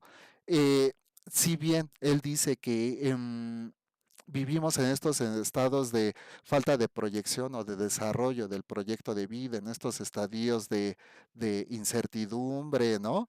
En esta continua construcción de la identidad a través de los efectos de consumo a los que podamos acceder, debemos recordar que todo esto, ¿no? En el tiempo es provisional, ¿no? Y va a cambiar con el tiempo, ¿no? Es por ello que nosotros debemos buscar la manera de afianzar este proceso de construcción de la identidad no en los factores de consumo, sino en aquellos que ayuden a crear una identidad continua y estable en el tiempo, porque si bien esta va a ser transformadora, es lo único que nos podría ayudar a limitar a esto a lo que él denomina relaciones de bolsillo, ¿no? Y relaciones de bolsillo no son nuestras relaciones entre amigos o algo, es nuestra relación con el consumo, es nuestra relación con el discurso político, es nuestra relación con las instituciones, es nuestra relación, ¿no? Con el entorno en su total integridad, ¿no? Entonces, anulemos como esta transitoriedad de la que nos habla Bauman, ¿no? Debemos estar reconfigurando la identidad porque si bien a final de cuentas todo esto que se presenta ahora en esta modernidad líquida, en esta sociedad líquida, en este amor líquido, en esta vigilancia líquida de la que nos habla, ¿no? Debemos enfrentar esta reconfiguración, ¿no? Anulando lo más posible, ¿no? Estas dinámicas de consumo inmediato, ¿no? Anulando y fortaleciendo, anulando la fragilidad y fortaleciendo, ¿no? Esta relación que tenemos con nuestro entorno social, ¿no? Independientemente de lo que estemos hablando, ¿no? Y pues yo diría, ¿no? Transformar estos discursos que tenemos, ¿no? En cuanto a la inmediatez de lo que queremos conseguir por algo que sea más estable, ¿no? Justamente esto se da mucho, por ejemplo, ¿no? En cuanto a nosotros compramos algo, decimos, oye, me voy a comprar la chamarra, ¿no? Oye, pues está bien cara. Bueno, sí, pues la voy a pagar a 54 meses sin intereses pero pues además la voy a pedir por Amazon porque qué flojera ir a la tienda a probármela y que no sé qué, ¿no? Y bueno, Amazon o lo que ustedes, donde ustedes compran, ¿no? Shein, ¿no? Que está muy de moda esto del fast fashion, ¿no? Oye, esa chamarra está padrísima y todo. Y sí, ¿sabes qué? La inmediatez además nos exige que además de la chamarra tenga el bolso y los zapatos, ¿no? Entonces, oh, bueno, ya órale, ¿no? Pues por algo trabajo y la fregada, ¿no? Y ya llega y sí, y miren, en la mejor de las suertes, esa chamarra, esos zapatos, lo que hayamos consumido, aparte es de nuestra talla y nos viene súper bien, ¿no? ¿Qué hacemos? Salimos ahí bien contentos, presumiendo y todo, y pues si a la gente le gusta o te hace el cumplido, ¿no? Pues órale, está bien, ¿no? Pero ¿qué creen? Después de esa primera, y yo supongo que todos tienen por ahí algo, incluso algo nuevo todavía con etiqueta que ni siquiera se han probado, ¿no? Es la inmediatez, o sea, ya no es como antes de irnos a probar los zapatos. Oye, yo me acuerdo con mis papás, te llevaban a la zapatería y iba una señorita y te traía hasta tres, cuatro números y si no te gustaban, oye, este también, este te podría quedar mejor, este es más ancho, este tiene para arco caído, etcétera, no sé, ¿no? Había como otro tipo de no, ahora vemos unos tenis así bien bonitos y ni siquiera es en la repisa, en la página, así, una foto cualquiera, ¿no? Ay, no, es que estos están bonitos porque no sé qué, y además fulanita se compró los otros y estos son mejores y estos son de temporada y que no sé qué y bla, bla, bla. Y buscamos ¿qué creen? Esto mismo pasa en las relaciones. Este bolso, zapatos que compramos, nos duran la primera apuesta si bien nos va, porque luego se quedan ahí guardados porque dicen, para cuando tenga tal bautizo, tal convivio, no sé qué, y a la mera hora no, ni los usamos porque a lo mejor hasta nos dejó de gustar, ¿no? Esto pasa de igual manera, por ejemplo, con las relaciones que estamos formando en este momento. Entonces, imagínense, si esto pasa con nuestras relaciones sociales, ¿cómo van a ser nuestros hábitos de consumo, ¿no?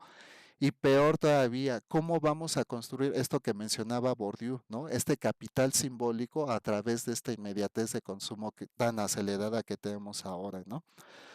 Entonces, ya como que saliéndonos un poco del drama de Bauman y llegando como al cierre, ¿no?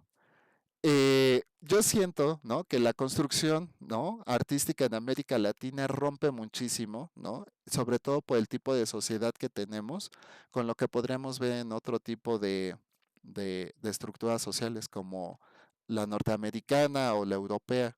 Eh, yo tengo una opinión personal sobre la sociedad norteamericana y está basada mucho en estereotipos, ¿no? En consideraciones de posición social, ¿no? En la cual pues se alimentan, ¿no? De manera sistemática y continua todos estos, no sé si decir como prototipos o en términos junguianos de estos arquetipos sociales, ¿no? De lo ideal, ¿no? En Estados Unidos, pues todo el mundo tiene que usar iPhone porque pues eso es muestra de prestigio, de reconocimiento social, ¿no? Y fijamos hasta cierto punto, porque no es lo mismo traer un iPhone 11 a traer un iPhone 17, ¿no? Incluso en algunos casos, ¿no? Incluso traer un teléfono roto puede ser no solo síntoma de como de poder y ostento, ¿no? Porque si tú traes un teléfono nuevo roto, significa que eres descuidado, que no te importa, porque te puedes comprar uno nuevo en cualquier momento, ¿no? Oye, acabo de comprar el 17 y se me cayó y se me rompió, pero la otra semana lo voy a cambiar por uno nuevo, ¿no? Y que no sé qué, ¿no? Entonces, las sociedades, digamos, más posmodernas son estas que tienen hábitos de consumo cada vez más, yo diría, rapaces, ¿no? O más indiscriminados hacia ciertos objetos. Se le da menos atención. Todavía, ¿no? Se les descompone la tele y la tira, ¿no? Cuando a lo mejor ni se descompuso la tele, se dañó el cable, o no sé, no tengo idea, ¿no? O tiene un rayón y ya a la basura porque no sirve. No es un estereotipo lo que vemos de repente, ¿no? Que la gente, ¿no? Hay latinos que van a los basureros de las zonas residenciales a rescatar todo ese tipo de objetos, ¿no? En realidad es así, ¿no? Hay mucha de la sociedad que está mezclada por este tipo de consumismo. Nuestra realidad todavía se ha comportado un poco con este tipo de cosas, ¿no? De repente se descompone la tele, uy, híjole, mejor hay que llevarla a reparar, ¿no? Se descompuso la lavadora, oye, pues háblale al electricista, al plomero, no sé, a quien te la repare, ¿no? Son este tipo de cosas en las que todavía nosotros ostentamos como un poco el valor, ¿no? De todo esto que se presenta. Por eso creo que nosotros trabajamos con otro tipo, ¿no? Con otro arquetipo u otro prototipo social, ¿no? Sin embargo, sí hemos tenido que usar muchas veces estos objetos de construcción cultural, artística o simbólica, ¿no? Para refrendar, tal como lo decía Chomsky, eh, frenar o limitar el discurso, ¿no? Que nos limita no solo en la capacidad de agencia, sino en el desarrollo de nuestro proyecto de vida, ¿no? Entonces es muy importante que ustedes reconozcan su papel en esta estructura social en la cual ustedes a través de los elementos, de las herramientas que tienen, pues puedan hacer de a poco, de a mucho, ¿no? Ciertos cambios en el paradigma. Yo no digo que se adscriban a los elementos que todo el tiempo, también necesitamos matar neuronas, necesitamos, yo les he dicho, no todo es trabajo, no todo es escuela, nos construimos a partir de los otros, ¿no? De las relaciones que tenemos con las demás personas, ¿no? Las relaciones no son utilitarias. Las relaciones humanas tienen un constructo muy importante, que es el de la emocionalidad, en la manera, como decía, creo que Chomsky, ¿no? En la que podamos nombrar estos efectos, ¿no? Les estaremos dando poder. Si nosotros queremos, ¿no? Relaciones basadas en el consumo, en lo que tú me das, ¿no? Y en lo que me ayudas a crecer, bueno, pues está bien, ¿no? Yo tuve una frase, ¿no? En la que decía algo así como que no hay parejas felices, ¿no? Hay personas felices haciendo pareja. Y tal vez esto lo podríamos llevar al campo de las relaciones que tenemos en el entorno, ¿no? En la medida en la que nosotros trabajemos como en esta identidad cada vez más fuerte, basada en criterios, en valores, ¿no? En un sistema ético y moral pertinente para el desarrollo no solo de nosotros, sino de nuestro propio entorno, pues hallaremos las maneras, digamos, legítimas de anular todos estos espectros, pues que nos limitan no solo en la capacidad de agencia que tenemos, sino en la construcción de nuevos elementos, ¿no? Que puedan dar un aporte a la sociedad, ¿no? La historia en Latinoamérica nos ha enseñado que ha sido una historia muy precaria en muchísimos aspectos. No quito el valor, la valentía de los movimientos sociales que tuvimos, ¿no? Pero ha sido muy dura esta construcción histórica que tenemos en este momento, para que de repente veamos pues la juventud perdida, ¿no? En estados de ociosidad, porque no hay oportunidades, porque no hay primero no hay acceso a la educación tal vez de calidad, ¿no? Pero segunda tal vez porque la falta de oportunidades, ¿no? Es muy dura. Y el asunto es que incluso aunque de repente, ¿no? No lo veo con desdén, de verdad lo veo con un proyecto de esperanza, ¿no? Porque incluso accediendo a ciertas oportunidades, el trayecto es muy duro, es de mucho esfuerzo, de mucho trabajo. Llegamos a la exigencia de sacrificar familia, salud, etcétera, ¿no? Por conseguir algo, ¿no? Y digo algo hablando de un proyecto de vida, como una casa, una familia o algo, ¿no? Pero que las condiciones sociomateriales son bien duras, ¿no? No es exclusivo de nuestro país, es de la región. Por eso creo que todo este efecto de la construcción artística, ¿no? De esta producción de objetos culturales, sí tienen una fuerte influencia en nosotros. Es la manera en la que muchas veces nosotros podemos expresar aquellos deseos o anhelos incumplidos que nos ha traído todo este proceso sociohistórico hasta este momento, ¿no? eh, Tenemos que transformar la realidad en la que vivimos, pero transformar la realidad en la que vivimos requiere mucha libertad, requiere mucha capacidad de agencia, pero también requiere mucha conciencia. Hay un asunto, tal vez para cerrar esto, ¿no? Cuando uno va a terapia, no va a que a uno le confirmen las cosas que asume como verdad, ¿no? No es decir, es que yo estuve bien todo el tiempo, eso no es la tarea del terapeuta. La tarea de un acompañamiento terapéutico o psicológico es ayudarnos a ver en lo que no estamos correctos, en los sesgos que tenemos, es decir, en ver qué es lo que no está bien en nosotros, ¿no? Si nosotros podemos llegar a ese constructo de manera consciente, entonces vamos a poder transformar las cosas, ¿no? Y con ello pues transformar nuestra realidad, porque la realidad es esto como de ser felices, ¿no? O sea, la felicidad no depende de tu entorno, depende de la propia construcción de tus ideas, ¿no? Si tú estás enojado por lo que no tienes, pues vas a seguir enojado porque no lo tienes, ¿no? Y entonces dice, ¿no? Pues para ser felices hay que agradecer lo que uno tiene. Y creo que aquí, ¿no? Esto ya es muy personal, no tiene que ver con lo académico, pero nos ayuda a entender cómo construimos la realidad social, ¿no? Si logramos entender, ¿no? Y valorar aquello que sí tenemos y proyectarlo para un objetivo común, para un objetivo individual como individuos, entonces seremos de utilidad para nosotros mismos y para la sociedad. Entonces, no se trata solo de ver en qué estamos bien, sino en aquello que nos falta para llegar al siguiente paso, porque la razón de esta, ¿cómo decirlo?, de esta precariedad latinoamericana no solo son las estructuras, son los proyectos internos, como lo veíamos con Bauman, ¿no? Esta sociedad posmoderna lo que ha venido es a romper, ¿no? Con las estructuras tradicionales. La familia está cada vez más rota, cada vez somos más individuales y más egoístas en nuestras consideraciones. Hablo de general, no me estoy refiriendo a ustedes, muchachas ni muchachos, es una reflexión general, ¿no? Pero se trata de romper con eso, ¿no? Utilizar el arte como un instrumento mediador, ¿no? Entre lo que nosotros subjetivamente significamos la realidad social y en cuanto a lo que aspiramos a hacer, pues es un ejemplo que ya tenemos, no es algo que no, simplemente hay que recuperarlo, el muralismo mexicano, ¿no? La literatura sudamericana impresionante, los poemas de Lorca, ¿no?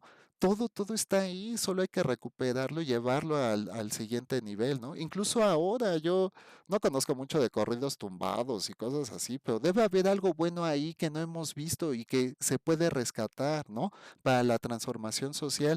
Somos una hibridación de ahora de muchos prototipos culturales, ¿no? Esta hibridación que vino a partir de los rituales gringos, ¿no? Como el Halloween y todo este tipo de cosas, las series de televisión. Pues antes nada más nos llegaba la televisión gringa, luego ya ahora ya tenemos hasta televisión coreana y cosas así, ¿no? Hay mensajes bonitos y todo, pero hay que revisar muchas veces cierto tipo de contenido con cierto aparato crítico, ¿no? Entonces, el asunto es eso, ¿no? Reconocer el papel que tenemos, reconocer el papel, por ejemplo, de nuestras relaciones sociales, y digo sociales como lo mencionaba, con los hábitos de consumo y la manera en cómo construimos nuestra realidad. Pues eso es todo. No sé si alguien tenga alguna duda, algún comentario, algún aporte, ¿no? Ya al último me fui al abstracto, perdónenme, pero si dije alguna burrada me retractaré en su momento pertinente, pero si ustedes quieren participar, adelante. Si no, ya para irlas liberando. ¿No? ¿Nadie? Tú, María Pues, Guadalupe, aviéntate. pues, profe, este, siempre después de las clases me pasa como con la terapia, siempre me quedo pensando un montón de cosas todas las semanas. Qué bueno. Algo, Es muy, muy nutritivo, ¿no? Y pues no sé, o sea, pienso en varias cosas. Una es en que en esta pregunta o este debate largo sobre de si se puede separar a la obra del autor, ¿no? Y entonces en las cosas que vimos ahorita, eh, pues parece que es una dualidad indisoluble, ¿no?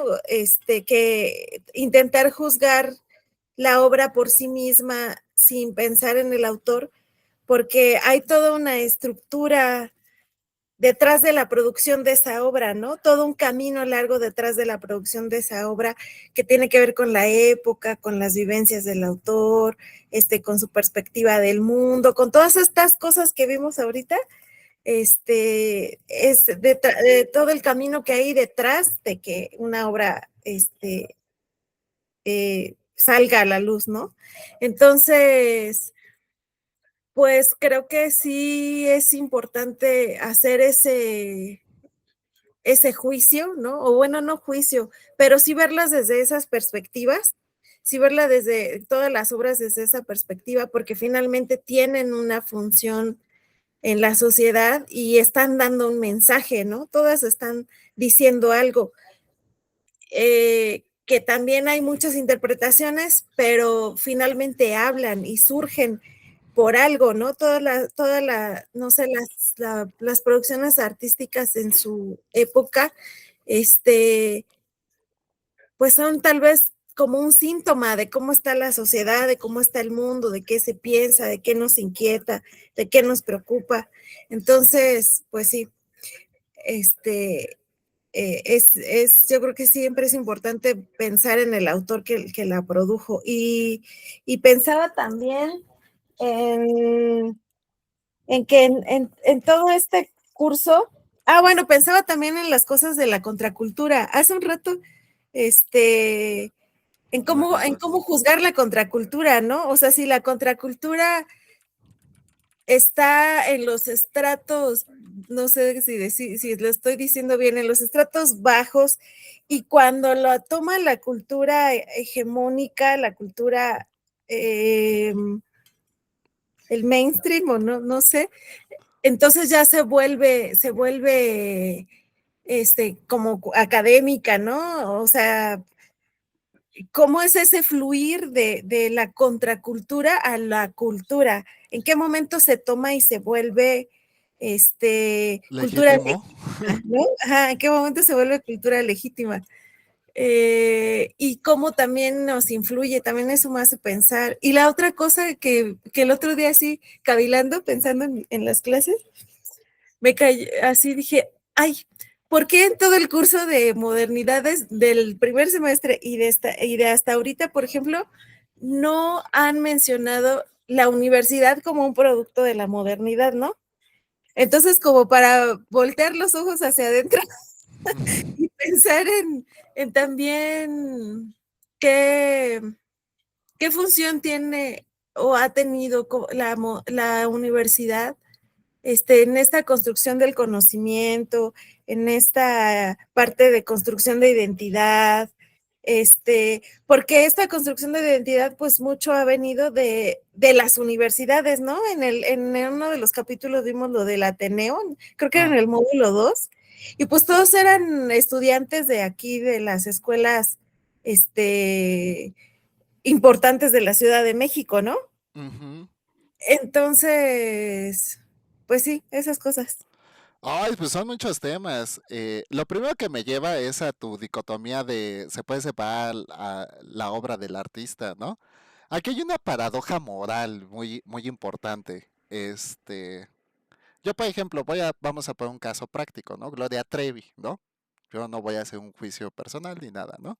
A mí me encanta cómo canta esa de y me pinté el cabello, me vestí de reina y no sé qué tanto dice, ¿no? Me encanta, ¿no? Pero todos conocemos como el contexto, ¿no? Lejos de lo que sea, ¿no? Del escarnio y juicio, pues primero legal y público que tuvo esta artista, ¿no? El que nosotros consumamos, ¿no? Sus productos legitima su posición, ¿no? De culpabilidad o la deslegitima, ¿no? Hay muchos casos, ¿no? Hay muchos casos artísticos en donde el artista era un papanatas y sus obras eran particularmente grandiosas o se tomaban, ¿no? Perdónenme por el caso tan simplista de Gloria Trevi, pero para mí, ¿no? Ha suscitado muchos debates, ¿no? Así como que, pues si es que su música es buena, ¿qué tiene que ver lo demás, ¿no? Bueno, aquí hay un proceso de legitimación. Justamente en este caso ha sido muy controversial porque cuando se hace una revisión de su historia de vida, pues se ve que hubo varias cosas que definitivamente a lo mejor en algunas no era consciente, pero en otras sí lo era, ¿no? Era imposible no detallarlo. Esto va a ser, ¿no? Como parte de la posición moral. Y recuerden que la moral, si bien recae, ¿no? Dentro de uno mismo, ¿no? De lo que uno considera correcto, y hablando de la visión aristotélica, de la ética y lo moral, ¿no? Pero está conformada por el entorno, ¿no? Hay una paradoja que me gusta mucho para expresar qué es lo que le da legitimidad a lo moral, ¿no? Robin Hood, ¿no? ¿Qué hacía Robin Hood? Le robaba a los ricos para darle a los pobres, ¿no? Y si yo les pregunto, ¿eso está bien o está mal? ¿Ustedes qué dirían, no? Pues a lo mejor dirían, no, pues eso está bien, ¿no? Porque, pues, ¿cómo, por qué le está dando a los que más lo necesitan, le quita a los que más tienen para darle a los que más lo necesitan? El contexto deontológico, pues diría que robar está mal. Bajo cualquier circunstancia no es un acto de dignidad o de orgullo humano, ¿no? Porque pues el arrebatar a alguien significa tener un ejercicio de poder o de violencia sobre el otro para quitarle de alguna manera involuntaria, pues un objeto que es necesario para él o que es de su propia posesión, ¿no? Pero esto cambia, ¿no? ¿Quién dijo eso y desde dónde lo dijo, ¿no? ¿O por qué? ¿No? Si tú le preguntas a los ricos si eso se vale, pues te van a decir que no. Si tú le preguntas a los pobres que eso se vale, te van a decir que sí. Es mucho esta legitimidad, ¿no? Entonces, no es el discurso de si socialmente, ¿no? Se puede separar la obra del artista. Es para ti, puedes separar la obra del artista. ¿Qué es lo que dicta tu moral, no? Y justamente este es el rasgo más subjetivo. Ahora, si tú eres un crítico de arte, pues tienes una posición legítima para poder emitir algún tipo de juicio, ¿no? Y justamente resaltar la parte que te toca contra la opinión pública, es decir, su obra es padrísima, excelente, pero desde mi posición sí interviene muchísimo, ¿no? La construcción del plano social en el cual él tiene influencia, ¿no? ¿Qué es esto ahora de los influencers, ¿no? Salen y ventilan su vida pública, mienten todo y ahí va la gente a seguirlos. ¿Eso está bien o no? Pues para mí no, porque yo no aspiro como ese tipo de actividad de esparcimiento lúdicas, ¿no? Pero pues hay gente que sí lo ve como un objetivo y dice, ay, no, pobrecita, y ahí andan pidiendo donaciones y la gente donando y dándoles dinero cuando pues ni lo necesita. Acaba de suceder ahí un caso que me pareció un poco interesante, que fue el de Juan Pantoja y Kimberly Loaiza, ¿no? De que la mamá estaba en el hospital y ellos pedían donaciones, o no sé cómo estuvo el chisme, porque tampoco lo vi muy a bien. Y entonces decía la gente, pues ¿por qué la gente les va a donar si ellos tienen mucho dinero? O sea, tienen propiedades, autos, no sé qué otras cosas, ¿no? Pero entonces generan este sentimiento con la gente y la gente desde su moral hace estos juicios, ¿no? Entonces, son procesos en donde, decía Bauman, pues la identidad está en crisis, ¿no? No sabemos bien a qué estamos adscritos ni cuáles son los beneficios de ese tipo de situaciones. Entonces, para mí, pues no. Realmente, y recuperando a Bourdieu, ¿no? El campo artístico está limitado por todos estos factores, ¿no? Desde la intención de producción del artista a cómo está conformado el artista por su entorno dinámico y social, ¿no? Entonces, en el caso de la Trevi, pues hasta ella ha como lucrado con este tipo de cosas, ¿no? Lo de su bebé, como tiene una canción que habla de un bebé que perdió, que no sé qué, ¿no? La de Por él, algo así, no me acuerdo, ¿no? Pero bueno, hasta ha hecho canciones de esas cosas que ha vivido.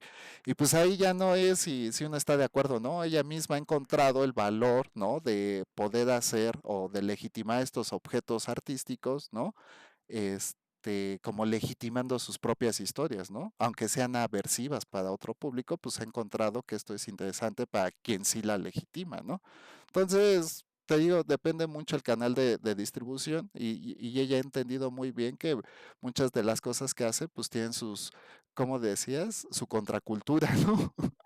Que también la ha deslegitimado, ¿no? O sea, literal, ¿no? Pues cantará muy bien y todo, pues yo no voy a consumir su contenido porque pues es mala persona o lo que sea, ¿no? Y otra gente que dice, no, yo sí, porque además de que canta bonito, es una víctima de las circunstancias, ¿no? Como diría Romeo en la Plaza de Verón, un juguete del destino, ¿no? O sea, pues ya, es como uno lo vaya legitimando. En realidad, pues aquí, ¿no? Va a haber dos adscripciones tal vez en grupos sociales, los que sí consumen sus cosas y los que no la consumen, ¿no? Y unos a favor y otros en contra, ¿no? Incluso dentro de cada uno puede haber gente que no esté de acuerdo con ella y consuma sus cosas, pues por morbo, por interés o por algo, o para criticarla, ¿no? Que es esto de los influencers, de los haters, ¿no? ¿Por qué consumen su contenido si los odian, ¿no? ¿Por qué no le ponen bloquear o a la siguiente, ¿no? Bueno, porque es un efecto de consumo, se ha vuelto un objeto simbólico de consumo, ¿no? Porque encuentran cierta satisfacción en ciertas cosas, ¿no? Pues así funciona un poquito. Y la contracultura es esto precisamente, ¿no? O sea, ¿qué es lo legítimo? ¿Cómo se legitimó? Y de repente alguien dice, oye, pues yo no estoy de acuerdo con eso que están diciendo la crítica. Y lo vemos en las películas, por ejemplo. Crítica de cine 3.1, ¿no? Opinión del público 9, ¿no? O sea, pues ahí no funciona lo que legítimamente está construido como un discurso cultural, ¿no? Es justamente la contracultura la que viene a darle legitimidad. Y es esto como las películas de culto, ¿no? Películas que eran tan malas, pero que a la gente le gustó, como Sharknado, ¿no? Que parecía como una película de terror y cuando uno las ve se ríe tanto y de todo que dice, ay, no. Pues así pasa, ¿no? La contracultura precisamente viene a darnos otro eje paradigmático. Perdonen, pero ya vino a saludarlos el gatito, ya no tiene ojo, pero anda bien contento. Parece enojado, pero es porque quiere mimos. Y así, muchachas, ¿no? Son como temas bien complejos, María Guadalupe, porque depende mucho la posición social, ¿no? El proceso histórico que permea todo ese tipo de juicios, ¿no? Yo digo que muchas veces la crítica no es que tenga el valor de emitir una opinión, porque una opinión, creo que se los dije desde el principio, es emitir un juicio con temor a equivocarnos, ¿no? No es eso, es que muchas veces hay intereses de por medio, ¿no? Lo vemos, por ejemplo, en la manipulación, ¿no? Esto, por ejemplo, de los que van a los restaurantes a probar comida y dicen, no, todo estaba bien rico y que la fregada, y no, pues no es cierto, ¿no? Es que le pagaron al influencer para que diera una buena opinión. Entonces, ¿qué se imaginan que pasa con las grandes productoras? A veces sí, ¿no? Dice el crítico de cine, la mejor película del mundo y todo, ¿no? Y a lo mejor a todo el mundo le gusta esta película, ¿no? pero a ti no te gusta, ¿no? Y eso ya deslegitima, ¿no? La visión. Pues sí, desde tu propia subjetividad no es legítimo que se hable bien de una película cuando tú dices, pues en mi opinión no es así, ¿no? Y así se van suscitando estos efectos del discurso, ¿no? Contracultural. Esto lo vamos a ver mucho en las prácticas, ¿no? De repente el slam, por ejemplo, esto que era el ir a bailar ska y todo esto a las tocadas, ¿no? Pues tenía su parte de contradiscurso, porque el baile no tenía que ser rítmico, ordenado, ¿no? Sincrónico, ¿no? No, también había formas de interactuar, ¿no? Esto viene de movimientos sobre todo underground en Estados Unidos, ¿no? Y aquí se apropió y se tomó de otra manera. Pero justamente es lo que dice Bauman, la identidad está en proceso de cambio y transformación, ¿no? ¿Cómo nosotros podemos adaptarlo a nuestro contexto para identificarnos con él? Y creo que eso es todo. ¿Cómo ven? Muchas gracias, profe. Siempre muy interesante. Ujú. Pues ya las voy a liberar. Yo creo que nos vemos la siguiente semana, nada más para ver si hay algo pendiente, fueron en sus cursos, porque les digo, justo coincide con el cierre de plataforma. Recuerden que una vez cerrada la plataforma no se reciben trabajos ni nada, porque pues así es la ley. Así que si tienen pendientes o dudas, por favor vayan avisando. Yo he tratado de calificar todo lo que me piden y ahí la llevo, ¿no? Pero ya casi vamos cerrando y lo que les haga falta con mucho gusto escríbanme y lo atendemos de manera lo más inmediata posible, ¿no? Sí, Muy bien. Pues ya las libero por el día de hoy, nos extendimos mucho, pero pues es que también me da nostalgia porque luego ya no nos vamos a ver cada semana y entonces mejor un ratito más, ¿no? Cuídense mucho, muchachas, y a los que vean este video, por favor, cualquier cosa estoy para atenderlos. Cuídense mucho. muchas gracias, profe. Bonita semana. Nos I- vemos. Igualmente, gracias por lo del gatito. ¿Cómo se llama el gatito? Tifo, ¿Tifer? tifo. Tifo. Ah, Ajá. Era tifa, pero resultó que no era niña, entonces ah, ya estaba muy, bueno, ya se había acostumbrado. bueno, gracias, profe. Cuídense mucho, un saludo. Hasta luego. Hasta luego.